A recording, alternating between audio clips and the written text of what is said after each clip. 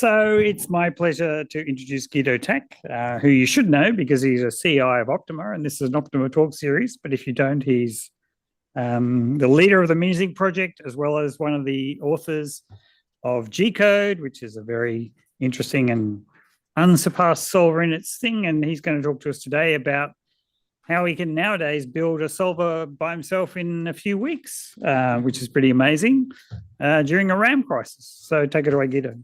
All right, thanks very much.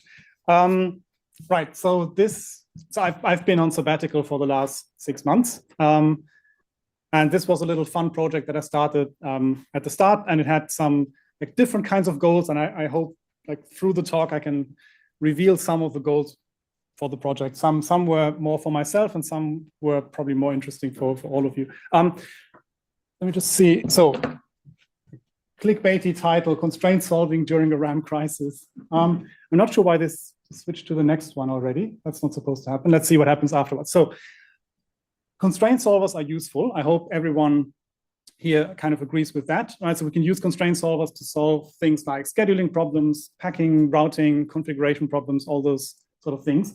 But they're typically written for real computers, right? And real computers have lots of RAM. I'm not that interested in the RAM crisis that's going on at the moment, right? Where RAM prices have doubled or tripled or whatever.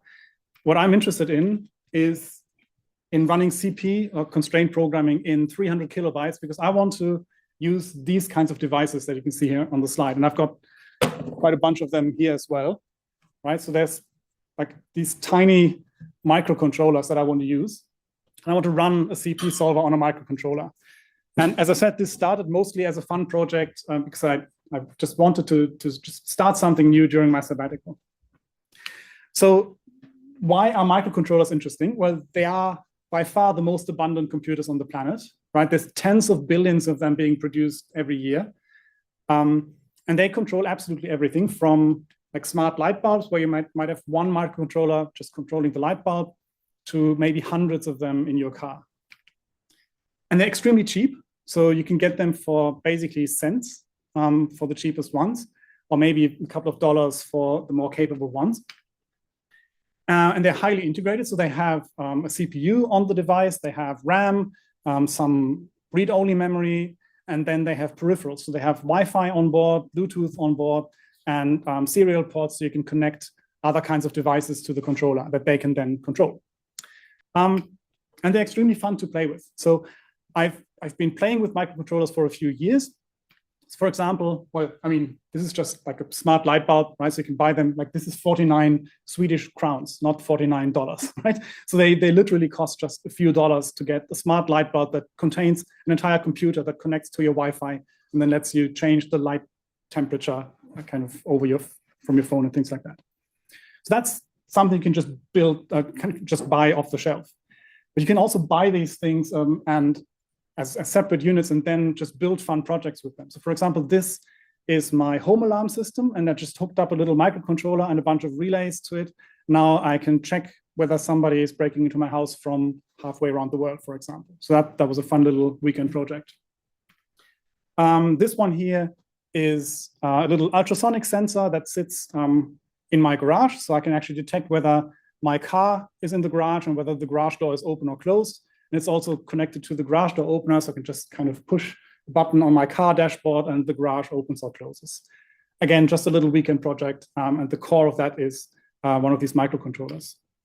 This is an entire radio, like an amateur radio transceiver that uses a microcontroller for software-defined radio. So it actually has an entire radio on a really cheap microcontroller chip. So what's special about microcontrollers? So first of all, the CPU is actually an interesting CPU in the more capable ones nowadays. So it could be a multi-core ARM processor or an extensor one. That's a kind of special processor family that's used in a lot of these chips, or RISC-V. They typically run at up to 240 megahertz, so kind of in the hundreds of megahertz range. Extremely limited memory, so you often have less than 300 kilobytes of RAM available. So that's where the tagline for my talk is from, right? So we only have 300 kilobytes of RAM to play with. kilobytes, right? So not megabytes. It's absolutely tiny. And then you might have some additional what they call pseudostatic RAM. So that could be maybe 8 megabytes or so, but that's attached to the CPU over a pretty slow serial interface. And then you have flash ROM. So that's just read-only memory that you store your program code into. And the interesting thing in terms of architecture is that all of these memory areas are mapped into the address space of the CPU, right? So it's not like on a PC or a laptop where when you run a program, it gets copied from the storage device into RAM and then executed in RAM. The program code is executed directly from ROM, right? So the 300 kilobytes are really what you're working with in terms of the working memory of your code. There's no operating system. It's basically bare metal, or there might be a small real-time operating system, but you have no virtual memory, no processes, nothing like that, right? So your code runs directly on the CPU, nothing in between you and the device. There are some small embedded libraries, like an embedded C library with reduced functionality. And the important thing for this talk is there's no proper malloc free, right? So you can't just randomly allocate stuff and free it again and allocate and so on and hope that the operating system or the malloc implementation will deal with that. It doesn't, right? It will just fragment and you run out of memory and it just returns null. So you don't get any more RAM. So the way I like to think about it is that's basically a Pentium 2 era clock rate with an Amiga 500 RAM budget, like a late 90s CPU with mid 80s RAM. But you get fast Wi-Fi and Bluetooth for $1. So it's a pretty compelling package, right? It's just an interesting piece of hardware to work with. Okay, so why do I want to run CP on microcontrollers? So, okay, first motivation that I should reveal, I thought, maybe I can write a paper about this. So if I want to write a paper, I need an application. Okay, so one potential application could be something like automatic device configuration. So imagine that you have something controlled by a microcontroller or a bunch of devices controlled by microcontrollers. You configure them in some sort of way, and then they have to figure out whether they work together in the way you plug them together, right? Or you plug in some peripherals, and it has to then work out whether that's a valid configuration in terms of energy budget and compatibility and those sort of things.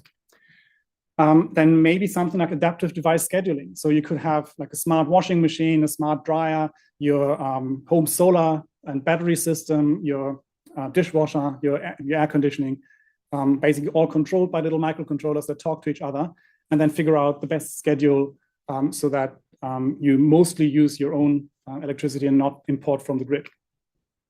I could do some on-device decision-making. So for example, a little drone that has a microcontroller on board could select the next waypoint based on some routing criteria or capacity, energy budget, those sort of things, right? It could make some autonomous small decisions using a constraint solver.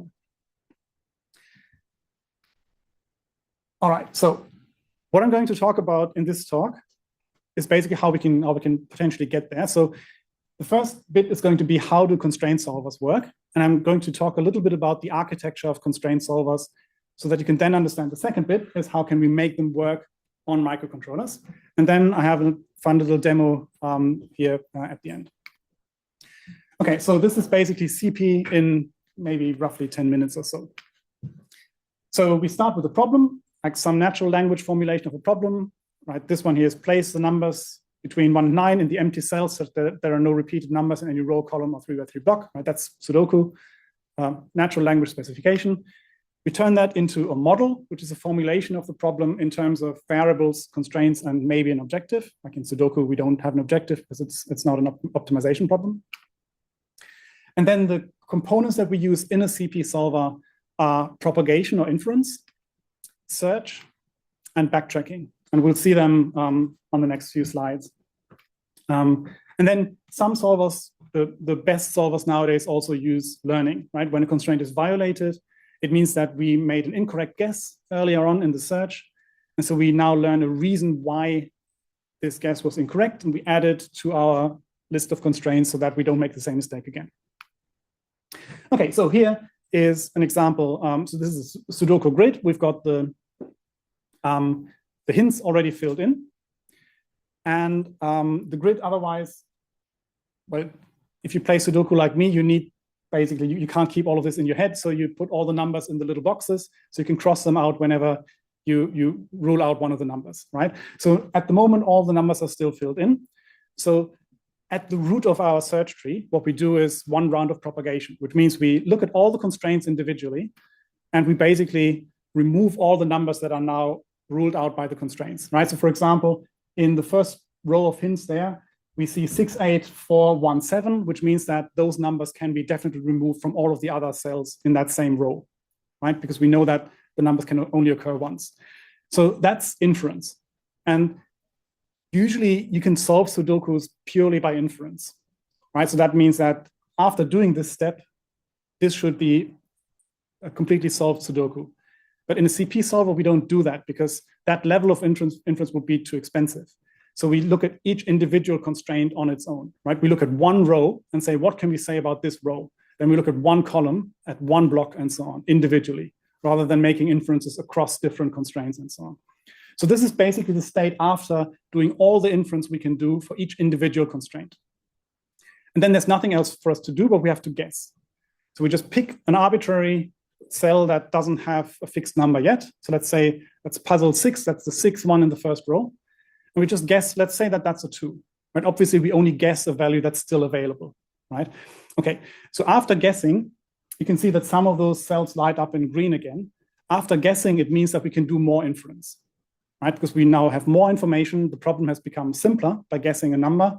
So we can look at all the constraints again, remove all the values again.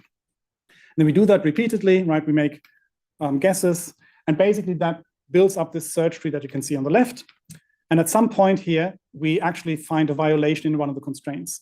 So in this case, I think, so the last guess was that puzzle 7 equals 4. That's the kind of orange one in the top right corner there. That's the 4. And because that's a 4, we now know that in the kind of red shaded block there, I think the 8 can't go anywhere anymore or something like that, right? So the constraint has basically removed the 8 from all of the possible cells, and now we don't have anywhere where we can put the 8, so the constraint is violated. Something like that, right?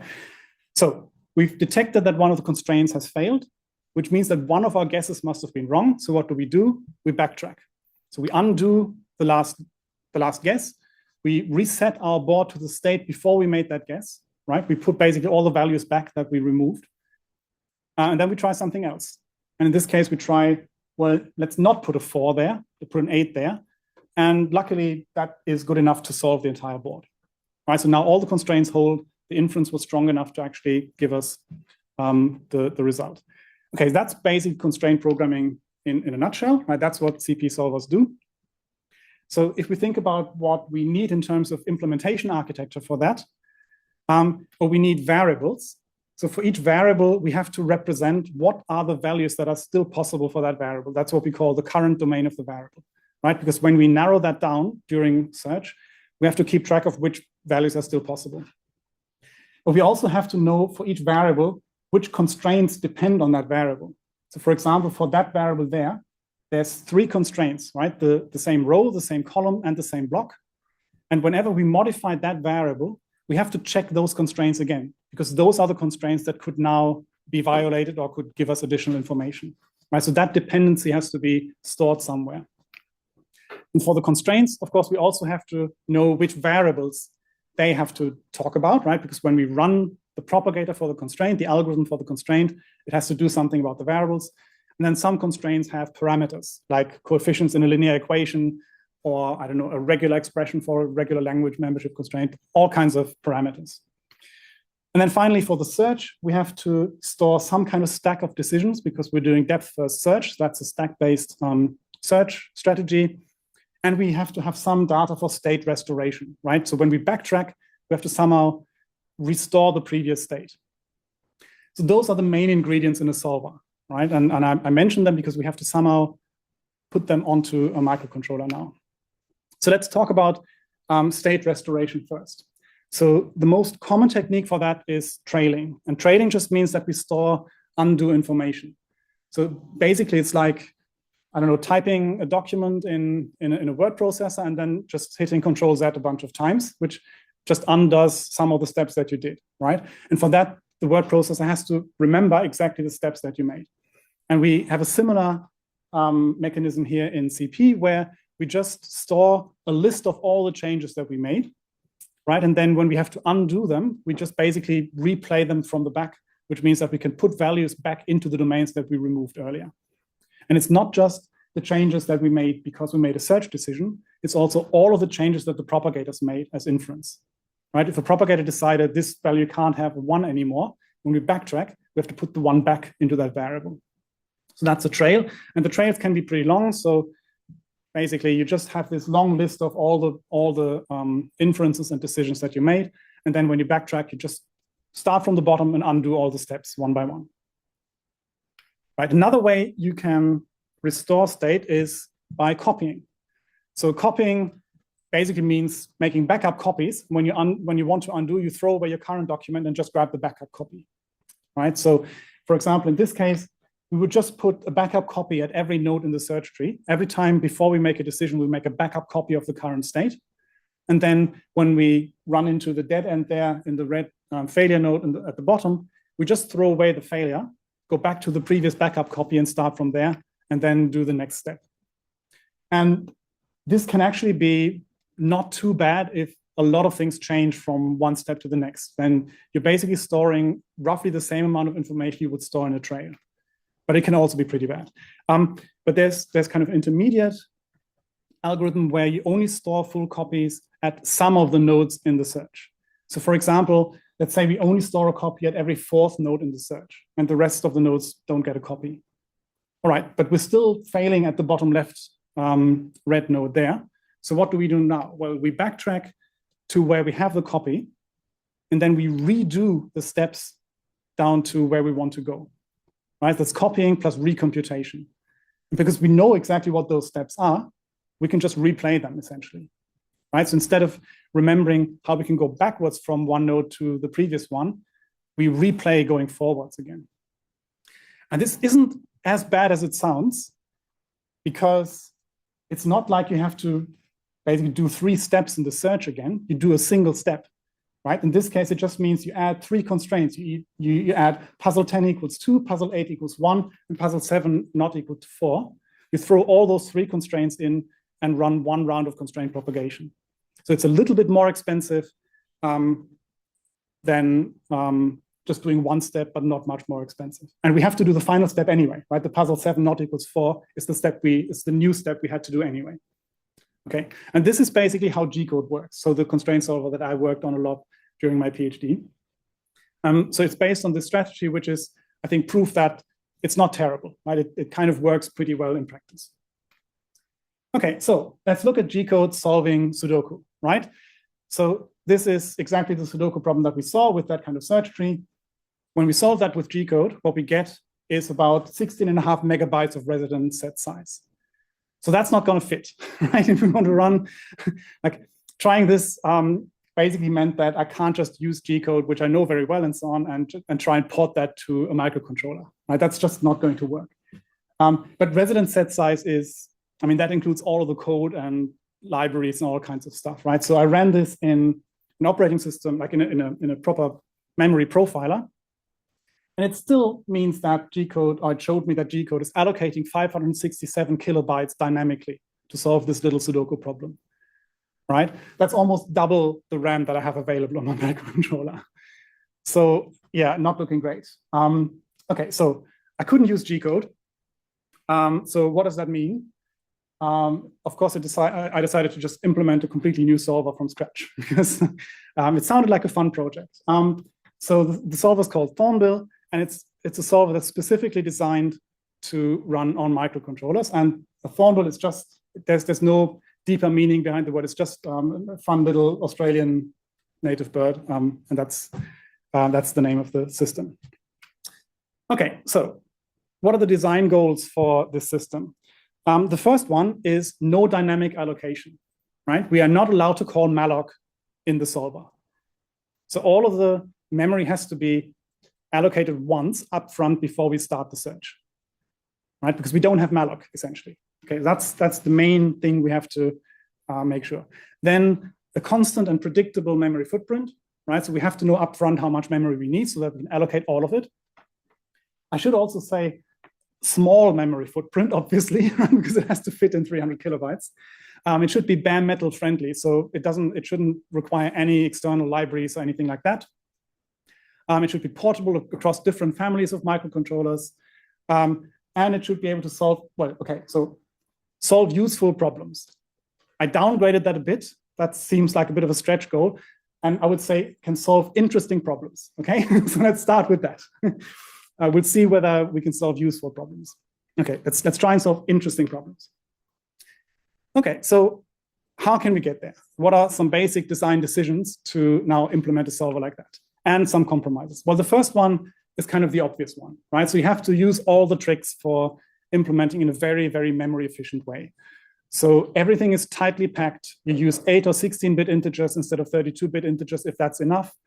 You use indices instead of pointers, because an index could be also like a 16-bit integer instead of a 32-bit pointer, and all those sort of things. Bit sets are very important, right? Instead of storing a flag like a Boolean as an 8-bit value, you store it as a 1-bit kind of packed representation, all those sort of things. That's clear. I mean, we have to do that anyway. Then the second decision, and that is a compromise, is we're only representing bounds for integer variables. So remember in Sudoku, we were crossing out individual values that are wrong. We can't do that, right? You're only allowed to cross out the current outer bounds of an integer variable. So that is a severe limitation, but it means that we only have to store 2 integers for every variable.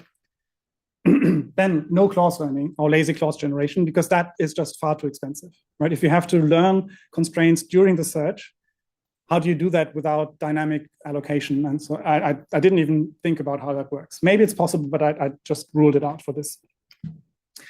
Then good support for global constraints. Because if you think about it, like all different constraint means pairwise not equals. So we could just run like the order n squared pairwise not equals constraints, but then we have to represent order n squared individual constraints compared to one all different. So global constraints save RAM. Right? So it's a good idea to have good support for global constraints. Okay, how do we do that? How do we actually design an architecture that can solve this? Excuse me. So the architecture basically has a split memory design with 3 different layers of memory, right? The first one is problem memory, where we store all these variable and propagator dependencies, the fixed coefficients for linear constraints, the tables for table constraints, all this sort of stuff, right? It's the stuff that we can set up before the problem, and it's kind of static. The second layer is working memory, where we store the variable domains, right? This is clearly stuff that we have to change a lot during the search, right? While we update the variable domains, and some other temporary data structures that we need for the propagators. And the third part is the search stack, where we actually store the decisions that we make during the search. All right, so the problem memory is immutable, right? We never have to touch it during the search. The other 2 are clearly mutable because we have to update the variable bounds, for example. And then the problem and working memory can be fixed size just based on the problem. I can pre-calculate how much space I need for those. The search stack can be fixed size based on basically also the problem. Which means that the problem memory could even be stored in ROM if we wanted to. If we have a large problem, we could also kind of put the problem description that is immutable, that we never have to change, into the read-only part of my memory. And the rest has to live in RAM, clearly. So the question now is, how can we calculate these fixed sizes upfront for the working memory and the search stack? Right? Because search is a very dynamic thing. How can we do that upfront with like a small memory size and calculate the size statically? Well, the first thing is we're doing a 2-pass construction. We first count how much we need, and then we initialize the data structures. So basically, we run the modeling API twice. In the first run, we basically do a dry run. So we tell the solver, like, this is the set of variables that I need. These are the constraints that I want. And then it can tell me, okay, this is how much memory I need for that problem. Then I can allocate the memory once as one block of memory, give it to the solver, and then it can initialize it and actually do the search. Right? So we basically do this 2-phase construction to let the solver tell us how much memory it needs for this. But then the question is still, how can we How can we pre-calculate? How does the solver do this calculation in that phase, right? The trick for backtracking is, so what we want to achieve is we want to achieve constant memory state restoration, right? So that we don't have to allocate dynamically during the search. So what we do is we store a single copy only at the root node of the tree. We never do any other copying in the rest of the tree.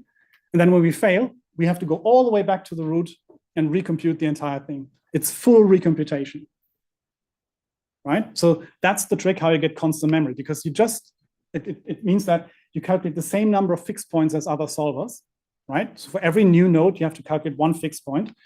It's just that each fixed point may be more expensive. And we get constant predictable memory, right? It's 2 times the domains. That's all we have to store. We store one copy of the domains at the root and one copy that we work with that we modify. Each fixed point is much more expensive, right? The maybe is a bit optimistic. Right? Clearly, if we go all the way back to the root every time, we are redoing a lot of work, but it works. We could even do crazy things like put the root copy, like store it in a compressed format or put it in ROM or stuff like that. I haven't experimented with that, but it would be possible in this framework.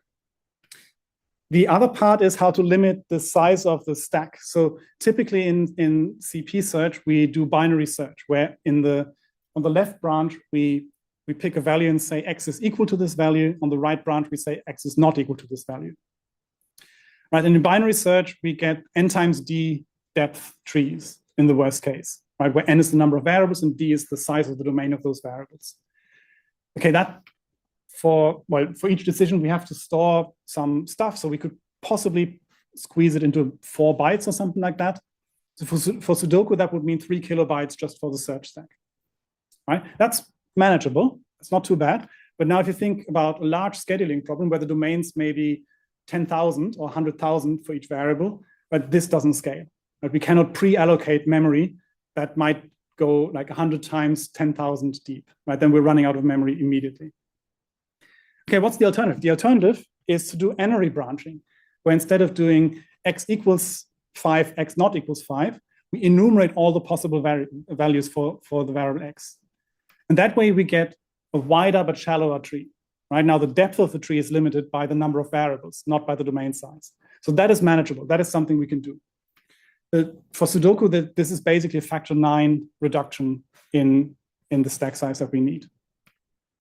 But it's often less efficient than binary branching. So that's why most solvers don't use n-ary branching, right? So it's a bit annoying that we would have to switch to this one to make it work. So what I implemented is a hybrid approach where we do the following. We have a limited fixed size stack. Now we want to make the next decision, and we want to make a binary decision. So what we check is, if we make a binary decision now, do we have enough search stack left for all of the remaining decisions to be n-ary? And that means we can safely make at least one binary decision now, and then worst case, we just have to continue with n-ary decisions after that, right? But then after making the binary decision, propagation will reduce the variable domains and so on. So maybe you can make another binary decision after that and so on, right? So in the best case, we can get away with all binary decisions, even for a search stack of size n, just the number of variables. Or maybe we have to switch to n-ary at the kind of bottom end of the stack. And so what the user can now do is they can set a stack size anywhere between n, the number of variables, and n times d, whatever they want. Right? If they say, I can actually afford maybe twice the number of variables as stack size to have a bit more room for binary search, you can do that. But it has to be at least n so that we can safely fit all of the search into the stack. Okay, so implementing all of that, efficient data structures, the full recomputation search, and this hybrid switching strategy. Remember, with G-code, we had we solved Sudoku and we needed 567 kilobytes for that. With Thornbill, we can also solve Sudoku. We get the same solution, and we need 5 kilobytes. So that's a 100 times reduction in memory use. I was very happy when I got to that number. So 2 orders of magnitude smaller than G-code in terms of the dynamic memory use. So clearly this pays off, right? So all of these things together mean that you can suddenly fit quite a lot of problems into 300 kilobytes that previously even the smallest problems just weren't able to fit. Okay, so what is already there in the solver? Well, we have basically the full standard library of constraints, like arithmetic constraints, linear, logical clauses, all different, global cardinality, element, table, disjunctive, cumulative, 2D no overlap, bin packing, regular, and circuit. So like basically the stuff you need. The usual search heuristics with this trick of switching, branch and bound optimization, large neighborhood search, some kind of parallel portfolio search, which doesn't really work on microcontrollers, but it was fun to implement anyway. So yeah, it's basically a full-featured solver. And I think these numbers are a little bit out of date. It's a bit bigger now. But yeah, it's maybe 20,000 lines of code. It's not huge. No external libraries. It compiles cleanly on all the usual microcontrollers and on desktop from the same source. The binary size is tiny. Right? Even the binary is smaller than 300 kilobytes. So like even the binary would fit in RAM if we wanted to run it from RAM. And then we've got a bunch of tools like you can run it from Minisync, and there's a streaming format, so you can send basically binary models to the device and then run problems on the device. Okay, so I wanted to run some experiments based on the Minisync challenge. The first question I had was, how does this work in terms of memory? The second, how does this work in terms of performance?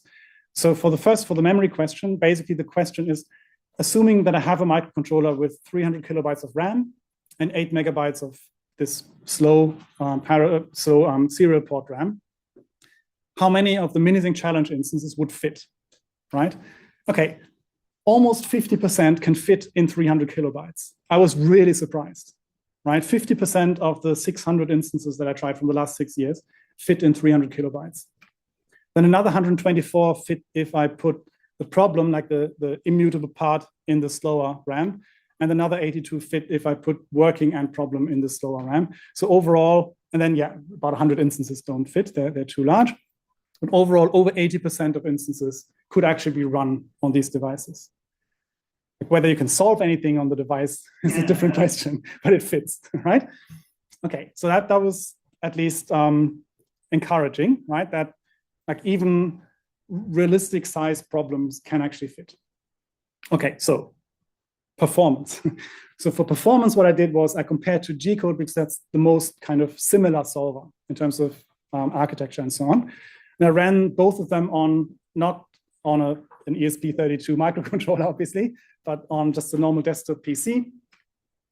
And then I did kind of the border scores from the Minisync challenge between these two solvers. And you actually get, like G-code gets a score of 300 and Thornbill gets a score of 100, which means that Thornbill is not doing too badly on these, right? So G-code is actually better on around 338 instances. Thornbill is better on 64, and then there's a bunch of ties. So that's how these scores end up. And they can't solve anything on a bunch of problems as well. But it's not doing too bad, really. If both find an equal quality solution, Thornbill is about 1.3 times slower only.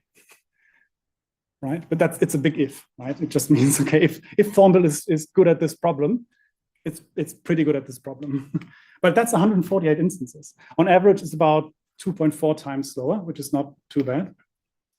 And then I did some cache experiments, and just like Thornbill is really tiny, right? So the working set is a median of 50 kilobytes. 85% of the instances fit completely in level 2 cache on that computer. So everything is just running out of the cache, right? It's not even accessing RAM during the search. The code is tiny too.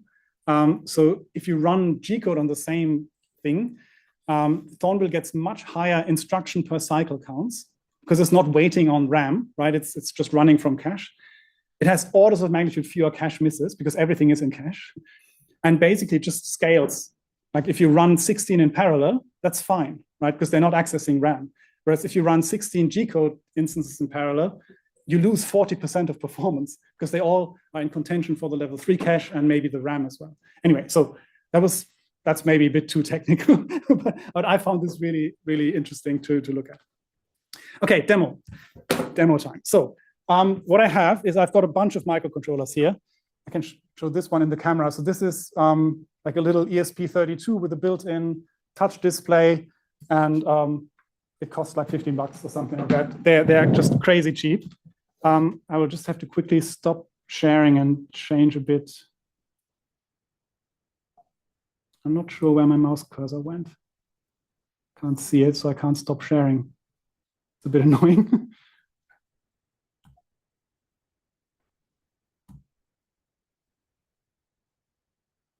Okay, now this works. All right, so let me see. I have to actually reflash the firmware on the little microcontroller to show you the first demo. And I think I'll do that while I'm sitting here. Okay, because you can't really see the little screen there, I will use this tool here. That's not really what I wanted to share. Hang on. Yes, I want to use this tool here. Okay, so this is just a mirror of what you can see on the device itself. I just have to connect to the device.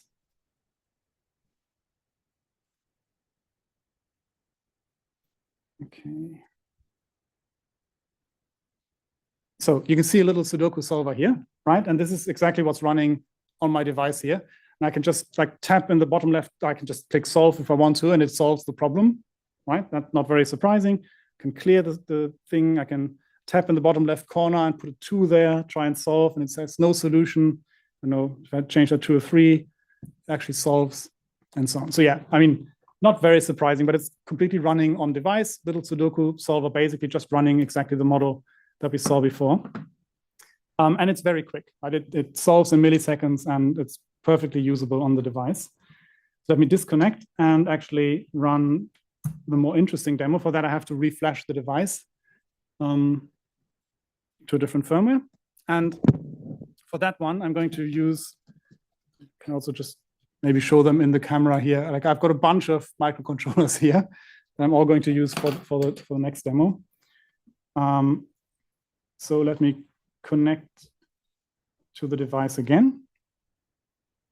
Okay, so this demo here is supposed to be some kind of, I don't know, sci-fi lab, and all the devices that I have can form a little network, and there's a configuration problem running in the background. So, okay, if I add the first device here, I just powered this up, you can see it suddenly appears there. So I just hold this in the camera. I just powered this device up. That's another microcontroller. And this one here basically detects that it's near it. And so it now shows up, okay, it's found a core. Great. I don't know what a core is, but let's say that that's a good thing. It's found a core. Now I've got another microcontroller here. I power that one on. And hopefully it'll find that one as well. Yeah, that's a router, relay router. And now those two are compatible. So there's a link between them. Let me see which one is number 3. For the next ones, I've got basically little battery powered devices here. So I have to connect the batteries to power them up. That's the third one that got connected to the network as well. I've got 2 more. Let me just power them up with the batteries. And then, okay, that's number 4. And number 5. And then I can't really remember how this worked, but okay, now that's a network with 5 devices there. All right, and you can see how they are configured. And now I can, for example, take, I don't know, maybe this one here and move it a bit further away. Let's just put it over there. And now you can see it's detected as weak. And so the drone that was previously connected now can't connect to the network anymore because it needs that device to connect through or something like that, right? So anyway, the idea is that there's a little configuration problem running in the background. Every time a device enters or leaves the network, the configuration problem is resolved. It tries to find a new configuration that fits together, and then it updates basically the working system like that. I think let me just see if this still works. I had an app on my network, so I could add another device. I didn't bring my iPad. I think I've got another one there as well. Does this one work? Oh yeah, this is, I think another drone just appeared. If I bring this one back, then all of them should get connected to the network. Yeah, so now we've got 2 drones. Anyway, you know, you get the idea. So yeah, so that's a little demo that shows that this can actually solve interesting problems. I don't know if this is useful, right? The other thing I should say is that this is running two optimization problems, right? The first one is the little configuration problem. The other one is the graph layout problem to draw to draw the visualization, because why not, right? And so both of them solve very quickly because it's small problems, right? So I think the target applications are these kind of small optimization problems that you want to run quickly on these small devices. All right, let me just quickly switch back to my slides.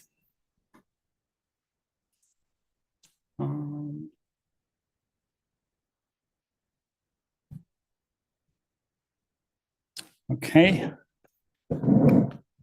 So what's missing and what's possible? So what's missing is domain holes.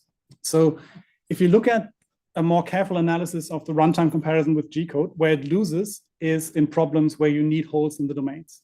So especially puzzle problems, like black hole patience, for example, this is just terrible, right? Because you have to punch, and Sudoku would be another example if we were trying to solve larger instances, right? It's just that these are so small that it solves quickly anyway. But whenever you want to represent holes in the domains, this is going to just use so much more search to do the same, to solve the same problem that it's terrible. Some constraints are missing, some documentation is missing, and that's pretty much it. But what's now possible, I think, is real-world applications. So I really want to develop a real-world embedded application, but also applications on real computers, but where you have strict resource bounds. So for example, if you put some kind of algorithm on a satellite, you want to make sure that it's staying within its RAM budget. So those sorts of applications where you need strict resource bounds, I think would also work really well for this kind of solver. Right, so that's pretty much all I had. So to summarize, it's a constraint solver that runs in 300 kilobytes. It's a new solver completely optimized for microcontrollers, radically reducing memory use, right? All of the decisions in the design are based on reducing memory use. We've got this two-pass construction system so that we can count the size that we need first, then statically allocate the memory, and then run the problem. We use full recomputation and this hybrid binary n-ary search to make sure that we get this constant memory footprint and completely predictable memory footprint. And it's fast enough to solve interesting problems on real hardware. And yeah, so I hope that I can change the interesting to useful in the near future. And then I think that would be a great step for that. Okay, so finally, I should kind of come clean and explain how I developed this, because one of the goals for me was not just to develop a new CP solver, but to understand how agentic coding works, basically. So all of the code was written by AI coding agents, right? I didn't write a single line of code for this myself. I supervised quite a bit. So I'm fairly confident that it works. It's fairly well tested.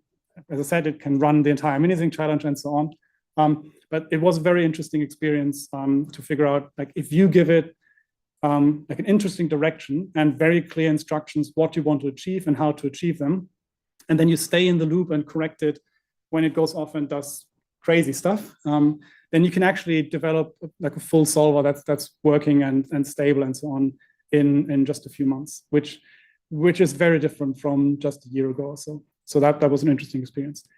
All right, that's all for me. Thanks very much.